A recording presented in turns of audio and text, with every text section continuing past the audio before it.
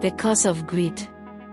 In a small, remote village in West Africa, a young boy named Kofi faced the harshness of life from a tender age. His parents, once hopeful for a better future, had both fallen ill. With no money for treatment, they slowly wasted away and died, leaving Kofi an orphan. Kindly subscribe to our channel Chukwudi Alalar Studio at Chukwudi Alalar and turn on the notification bell to enable you to be notified of our subsequent stories. Thank you for subscribing. Now, let us proceed. The village watched with cold indifference as Kofi mourned beside his parents' graves, his cries echoing through the dusty landscape. Kofi's only remaining family was his elderly grandmother, Nana Efua. She took him in, raising him in her small hut on the edge of the village. Nana Efua was frail but hardworking, doing everything she could to provide for her grandson.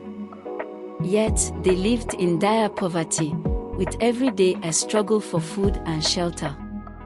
The villagers often mocked Kofi, calling him the poor orphan, reminding him of his misfortune and their disdain. Despite the love from Nana Efua, Kofi grew up feeling the weight of poverty. He was tired of the hunger, the mocking, and the hopelessness. He vowed to change his fate, whatever it took. One day, while Kofi was gathering firewood at the village's edge, a sleek, shiny car rolled into the dusty path. A young man dressed in an expensive suit stepped out. It was Kwame, Kofi's old friend who had left the village years ago. Kwame's transformation was striking. He looked every bit the wealthy city man. "Kofi!" Kwame called out with a bright smile, spreading his arms wide. Kofi was stunned. They embraced, sharing stories about their lives. Kwame spoke with pride about his business successes and newfound wealth, luxurious cars, city mansions, fine clothes. "How did you make it, Kwame?" Kofi asked, his eyes filled with both admiration and envy.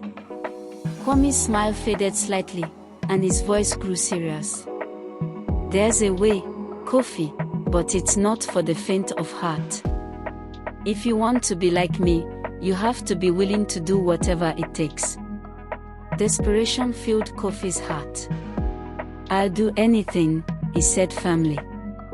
"I can't continue living like this." Kwame's eyes glinted darkly. "Meet me tonight. I'll show you the path." That night, Kwame led Kofi deep into the forest. They walked in silence for hours until they reached a secluded clearing, hidden from the world. There stood an eerie shrine, built from old bones and weathered stones, its entrance guarded by skulls and burning torches that cast long, sinister shadows. Inside the shrine, an ancient priest sat cross-legged, draped in a tattered robe. His eyes were cold and calculating as he looked at Kofi. The shrine's walls were covered with dark symbols and carvings, and the air was thick with the smell of incense and something rotten. Kwame approached the priest and whispered something in his ear. The priest nodded, then turned his gaze to Kofi. "You seek wealth?" the priest asked, his voice deep and gravelly. "Yes," Kofi replied, his voice trembling. The priest smiled, a slow, predatory grin. "To gain, you must lose. The spirits demand a worthy sacrifice. Someone dear to you. Bring your grandmother, and untold riches will be yours." Kofi's heart pounded. "My grandmother. She raised me. She's all I have left." Kwame leaned close. "I did it, Kofi. I made the sacrifice, and look where I am now. Do you want to be poor forever?" Torn between his love for Nana Efua and his desperation to escape poverty, Kofi hesitated but finally agreed. Over the next few days, Kofi was haunted by his choice. Nana Efua noticed his troubled demeanor. "My son, what burdens your heart?" she asked one evening. Kofi forced a smile. Nothing, Nana. I'm just tired. That night, he lay awake, plagued by his inner conflict. I must do this, he whispered to himself. For us.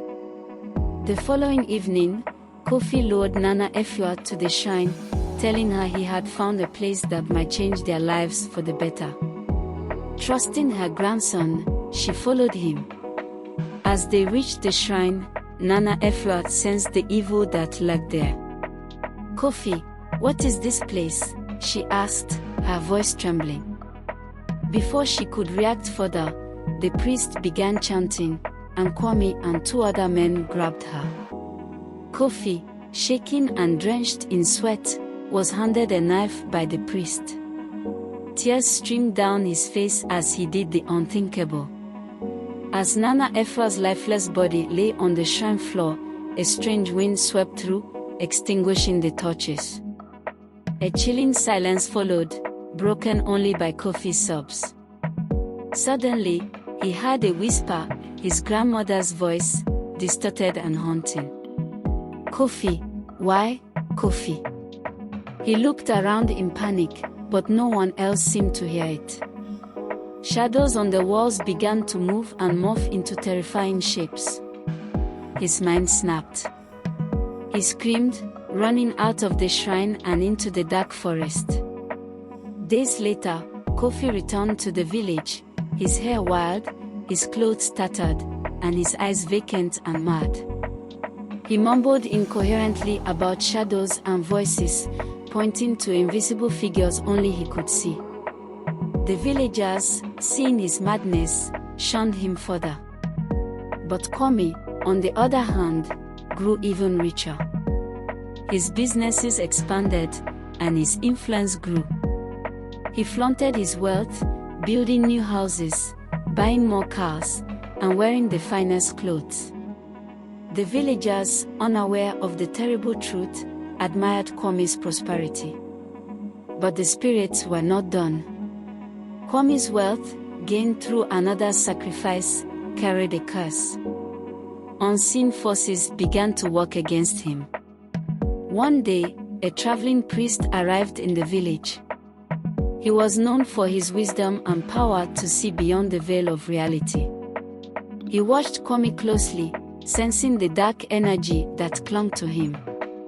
He sought out the mad Kofi, who was wandering near the village well, mumbling and pointing at invisible entities. Kofi, the priest said gently, I know you've been touched by darkness. Show me the way to where it happened. With a mix of fear and brokenness, Kofi led the priest to the hidden shrine in the forest. There, the traveling priest discovered the signs of a sacrificial ritual and the faint traces of Nana Efua's spirit. He returned to the village and gathered the elders. A great evil has been committed, he declared. Kwame's wealth is stained with innocent blood. The villagers were shocked and demanded answers.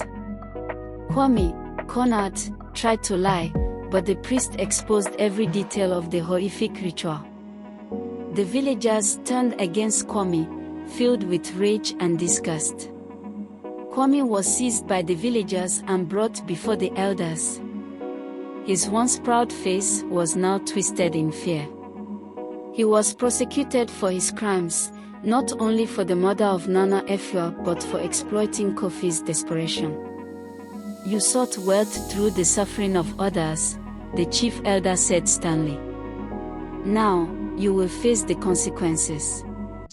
Kwame's properties were seized, and he was stripped of his ill-gotten wealth. He was sentenced to a life of hard labor, to atone for the lives he had destroyed. Kofi, meanwhile, was given care by the villagers, who now saw the depth of his suffering. As Kwame toiled, he watched as his riches were distributed among the poor in the village. His once grand mansion was turned into a community center, a symbol of repentance and retribution. Kofi, still haunted but slowly recovering, would often sit by the village well, speaking softly to his grandmother's spirit. The villagers no longer mocked him. Instead, they cared for him, understanding that greed had torn apart their lives. The shrine in the forest fell into disrepair, overtaken by nature, a silent reminder of the dark price of greed. And the tale of Kofi and Kwame became a lesson passed down through generations, a story that warned of the terrible cost of desperation and the inevitable justice that comes for those who take innocent lives for their gain. Thank you for watching. Hope you enjoyed it. What do you think about Kwame and his roles? Tell us in the comment box.